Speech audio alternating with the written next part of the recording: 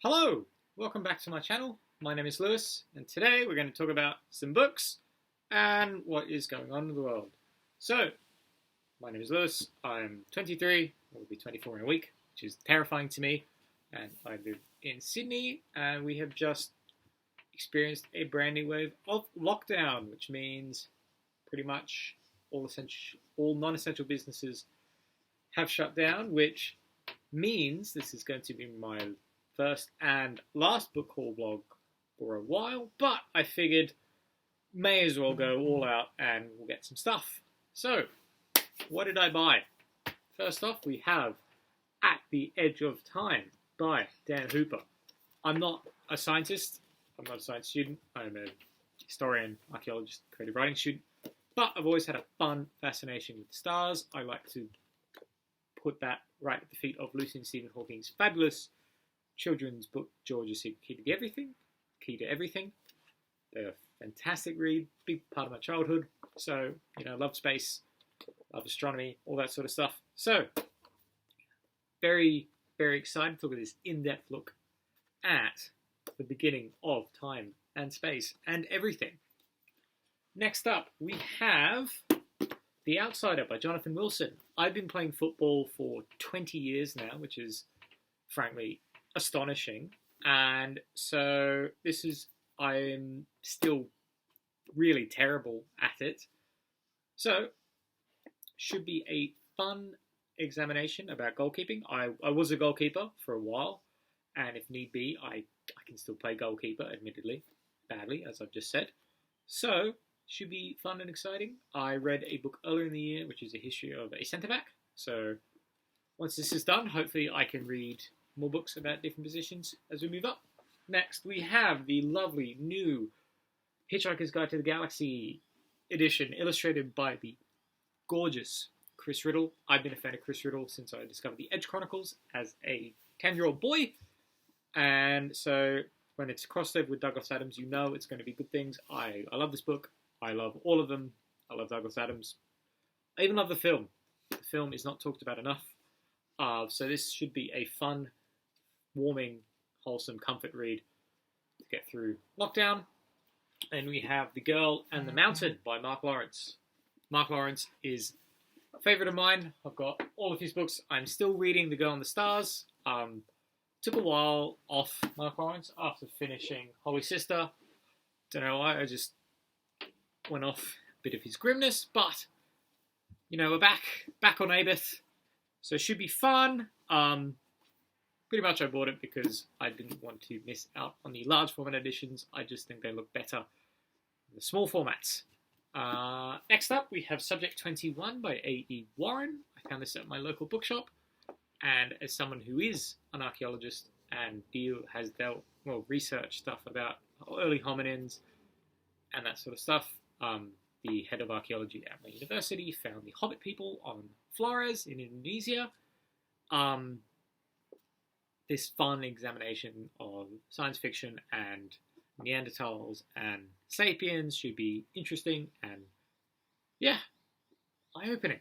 So, my secret addiction is the Penguin and Woolback Classics. I refuse to order them in. I try and buy them when I see them, rather than just order the bunch, because that's not fun. So, I managed to pick up Fyodor Dostoevsky's White Nights, Anton Chekhov's A Nervous Breakdown, Mary Shelley's Matilda, H.G. Wells' The Sea Raiders, Mark Twain's The Stolen White Elephant, Leo Tolstoy's The Death of Ivan Ilyich, and Edgar Allan Poe's A Modern Detective. Out of all these authors, I've only read one of their works, which was H.G. Wells' The Time Machine. Read that early in the year. I'm not usually a classics reader. However, it should be fun to go in and examine why they are classics, and, having all these on my shelf looks really good, to be honest. Then we have Jonathan Franzen's Very Frank, What Have We Stopped Pretending? Climate change is probably the biggest crisis that we are facing as a planet, and frankly, we are not responding well enough to it. My government wanted to implement a gas-led economy, gas-led recovery to get out of the COVID recession that we are experiencing, which I think is just absurd. So this should be a fun, short read. Probably read this when I am not feeling happy, because I don't want to ruin my good mood. That's just climate change. It's not a happy subject, let's be honest. I don't think there are many happy books about climate change. Then we have Azumi Suzuki's Terminal Boredom, which is her first and only selection of science fiction short stories published in English. I think it's just come out. It's very fascinating. I just saw this today, bought it on a whim. It's always fun. I'm a big fan of Japanese storytelling. Eiji Yoshikawa's Musashi is fantastic. What is it? Last Children of Tokyo by Yoko Tawada was an awesome read. Really interesting. So this should be hopefully as good. I think there's a Korean author coming out with a bunch of sci-fi short stories that I'm hoping to buy soon. Yeah. Then we have Sally Rooney's Normal People. I loved Conversations with Friends. I thought it was fantastic.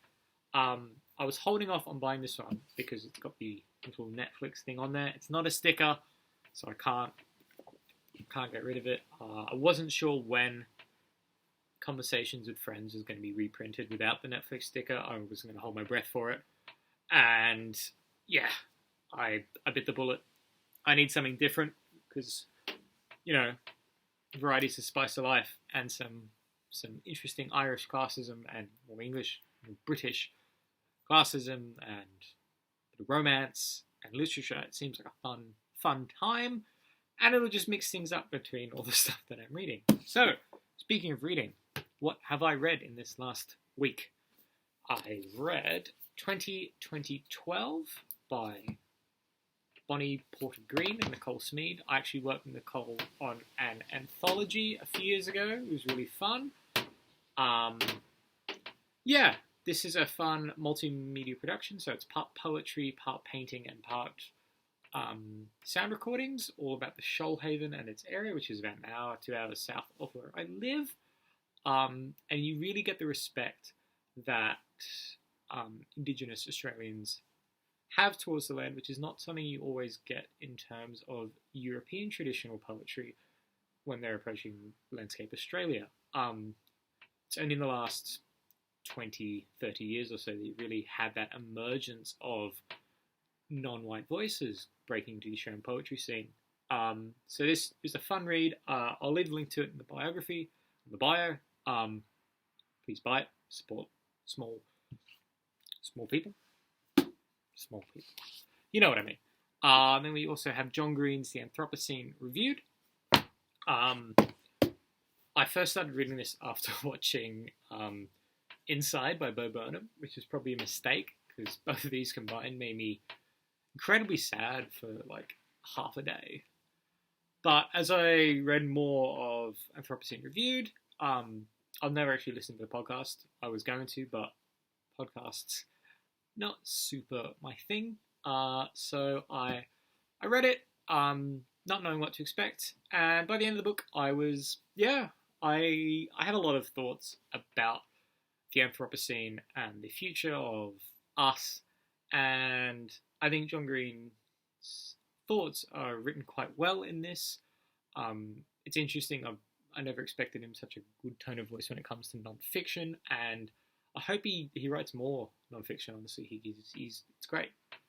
Then we have Ghosts by Dolly Alderton. Now, I only read Everything I Know About Love about a month ago, just when lockdown was starting to kick off, and it made me realise that I sort of had wasted my early 20s, and now my mid-20s are looking like I'm going to be stuck inside for who knows how long, such is fun. But I think it was a really fascinating. I mean, Ghost was also really cool. I had this weird sensation that I'd read the book before, even though I hadn't, so I don't know what was going on with that. Lots of fun stuff to think about, just how to act in terms of relationships, whether it's an official relationship or a casual thing.